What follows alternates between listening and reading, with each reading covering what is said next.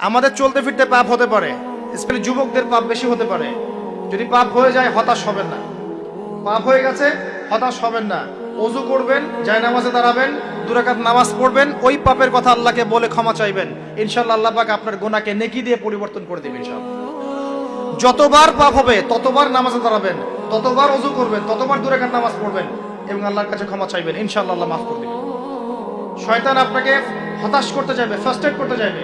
আরে তুমি অন্যায় করেছো, এত বড় বড় পাপ করেছো, তুমি পর্নোগ্রাফি দেখো, তুমি মেয়ের সাথে জেনা করেছো, তুমি মদ খাও, তুমি এই করো, তুমি কিভাবে আল্লাহর সামনে দাঁড়াবে, কোন মুখ নিয়ে দাঁড়াবে? এগুলো শয়তানের ওয়াসওয়াসা। কার ওয়াসওয়াসা? আল্লাহ পাক ক্ষমা করতে করতে ক্লান্ত হবেন না, আপনি ক্ষমা চাইতে চাইতে ক্লান্ত হয়ে যাবেন ইনশাআল্লাহ। আল্লাহ পাক এমন গফুরুর রহিম। এক ব্যক্তি 99টা খুন করেছে। কয়টা? 99টা খুন করে এক আলেমের কাছে গিয়ে বলেছে যে আমার কি তওবা হবে? সে বলেছে না, তওবা হবে না। সে বলেছে কি তওবা হবে না। সে আলেম ছিল না, সে আবেদ ছিল। আবেদ মানে ইবাদত করতে বেশি বেশি, খুব বেশি জ্ঞান ছিল না। আমাদের মতো আমরা কিন্তু ইবাদত বেশি করি, জ্ঞান খুব কম। তো সে ছিল আবেদ, সে বলেছে না তওবা হবে না। তো ও বেটারেও কোপ দিয়ে 100টা খুন করে ফেলেছে, 100 ফিলাপ। এবার সে চিন্তা করছে যে আমি কি করব। আরেকজন আলেমের কাছে গিয়ে বলছে আমি 100টা খুন করেছি, তওবা হবে?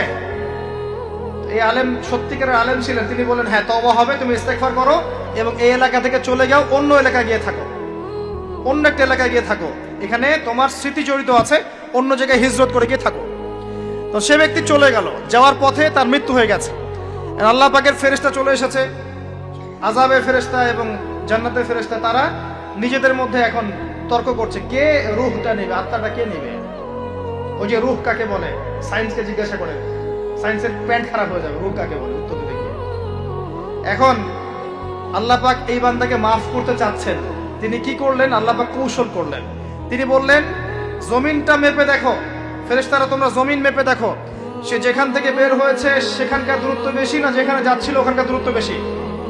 এবং আল্লাহ পাক জমিনকে আদেশ করলেন এই জমিন তুমি লম্বা হয়ে যাও। জমিন আল্লাহর আদেশ শোনে না? এই পাহাড় আল্লাহর আদেশ শোনে না? শোনে। পাহাড়ে যা হচ্ছে, আল্লাহ রাব্বুল আলামিনের গজব চলে আসলে এই পাহাড় দেখবেন মানুষের উপর গজব ফেলবে ইনশাআল্লাহ তাআলা। সমুদ্রের কিনারে যা হচ্ছে আমরা দেখে আসলাম যে নগ্নতা অশ্লীলতা চলছে, যখন আল্লাহ পাকের গজব আসবে দেখবেন সমুদ্র ভাসিয়ে দিবে সবাইকে দেখে নিয়ে ইনশাআল্লাহ। আল্লাহর আদেশ যখন চলে আসবে প্রকৃতি আল্লাহর কথা শুনবে। জমিনকে আল্লাহ বললেন লম্বা হয়ে যাও, জমিন লম্বা হয়ে গেল। এবার ফেরেশতারা মেপে দেখলো সে যেখানে যাচ্ছিল ওর পরিমাণটা বেশি। আল্লাহ পাক বললেন ওকে মাফ করে দাও, ওকে মাফ করে দাও। 100 খুন করেছে। কত খুন? এটা বলে আপনাকে আমি খুন করতে উৎসাহিত করছি না, কথা কি বুঝতে পারছেন? আমি আপনাকে খুন করতে উৎসাহিত করছি না। আমি বলছি আল্লাহ পাকের দয়া এত প্রশস্ত যে আপনি পাপ করলে হতাশ হবেন না, হতাশ হয়ে যাবেন না। আমি অনেক পাপ করে ফেলেছি, আল্লাহ মাফ করবেন, এমন চিন্তা করবেন না। আরেক ব্যক্তির ঘটনা আছে, এগুলো কিন্তু গল্প না, এগুলো বনী ইসরাইলের কাহিনী, সত্যিকারের ঘটনা। আরেক ব্যক্তি এত বেশি পাপ করেছিল যে নিশ্চিত যে আমি মারা গেলে জাহান্নামে যাব।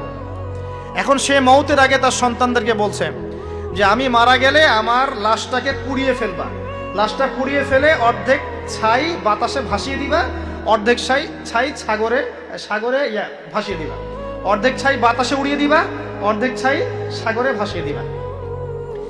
সন্তানরা তাই করলো। আল্লাহ পাক সাগরকে বললেন ছাই জমা করে দাও, বাতাসকে বললেন ছাই জমা করে দাও। এরা ছাই জমা করে তাকে আবার পুনরুত্থিত করা হলো। এবার আল্লাহ জিজ্ঞাসা করছেন তুমি এই কাজটা কেন করেছিলে? বলো এই কাজ তুমি কেন করেছো? সেই ব্যক্তি বলছে মিন খাশিয়াতিকা ইয়া রাব্বি, হে আল্লাহ আমি তোমার ভয়ে এই কাজটা করেছি। আর তুমি আল্লাহ খুব ভালো করেই জানো যে আমি তোমার ভয়ে করেছি না অন্য কোনো কারণে করেছি। আল্লাহ পাক বললেন তুমি আমার ভয়ে যদি করে থাকো আমি তোমাকে মাফ করে দিলাম।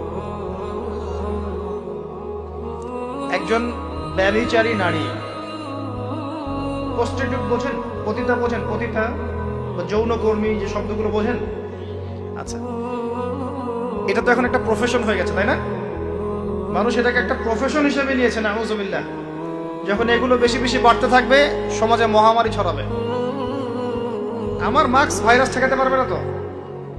এইসব ভাইরাস ঠেকাতে হলে বেশ্যাবৃত্তি বন্ধ করতে হবে। অশ্লীলতা বন্ধ করতে হবে, বেহায়াপনা বন্ধ করতে হবে, জেনা বন্ধ করতে হবে, তারপরে ভাইরাস কমবে ইনশাআল্লাহ। হাদিসে স্পষ্ট, যখন একটা কওমের মধ্যে, কম বলতে এখন পুরো বিশ্বকে বোঝানো যায়, পুরো বিশ্বই একটা কম, গ্লোবাল ভিলেজ, যখন একটা জায়গার মধ্যে জেনা বেড়ে যায়, নোংরামি বেড়ে যায়, মদ পান করার প্রবণতা বেড়ে যায়, অশ্লীলতা বেড়ে যায়, জেনা বেড়ে যায়, এই যে ধর্ষণ বেড়ে যায়, ব্যভিচার বেড়ে যায়, অবৈধ যৌন সম্পর্ক বেড়ে যায়, তখন আল্লাহর পক্ষ থেকে এমন এমন আযাব আসে, এমন এমন রোগ আসে যেগুলো কখনো মানুষ নামও শোনে নাই। সমকালীন প্রেক্ষাপটটা মিলান, দেখবেন যে সারা বিশ্বে কিভাবে জেনা বেড়েছে। জেনা, পর্নোগ্রাফি আর ধর্ষণ আর পরকীয়ার ব্যভিচার ঘরে ঘরে ঢুকে গেছে এখন, ঘরে ঘরে। তো ভাইরাস ছড়াবে না তো কি ছড়াবে?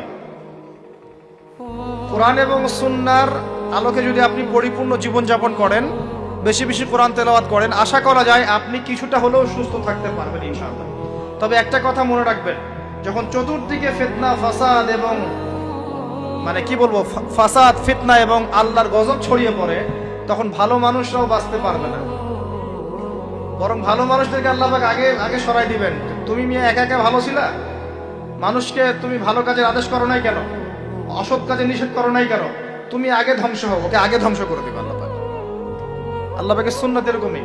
যাই হোক, যেটা বলছিলাম, এক মহিলা এরকম প্রস্টিটিউট ছিল, পেশাবৃত্তি করে সংসার চালাতো, জীবন চালাতো। একদিন চলতে পথে দেখলো একটা কুকুর পানি পান করার জন্য তৃষ্ণার্ত অবস্থায়, তার প্রায় মৃত্যু হয় অবস্থা। তখন সেই মহিলা তার মোজাটা খুলে একটা কূপের নিচে নামিয়ে দিয়ে সেখান থেকে পানি উঠালো, উঠিয়ে এই কুকুরকে পানি পান করালো। আল্লাহ পাক এই ব্যভিচারী মহিলাকে, এই কুকুরকে পানি পান করানোর ওসিলায় মাফ করে জান্নাতে দিয়ে দিয়েছে। আমি এই কথাটা বোঝাতে চাচ্ছিলাম যে পাপ হয়ে গেলে, চলতে পথে ঈমান নিয়ে চলতে পথে গিয়ে পাপ হয়ে গেলে হতাশ হবেন না। ওযু করবেন, নামাজে দাঁড়াবেন, ক্ষমা চাইবেন, আবারও শুরু করবেন, পারবেন না ইনশাআল্লাহ। আল্লাহ পাক তৌফিক এনায়েত করুন, আমিন।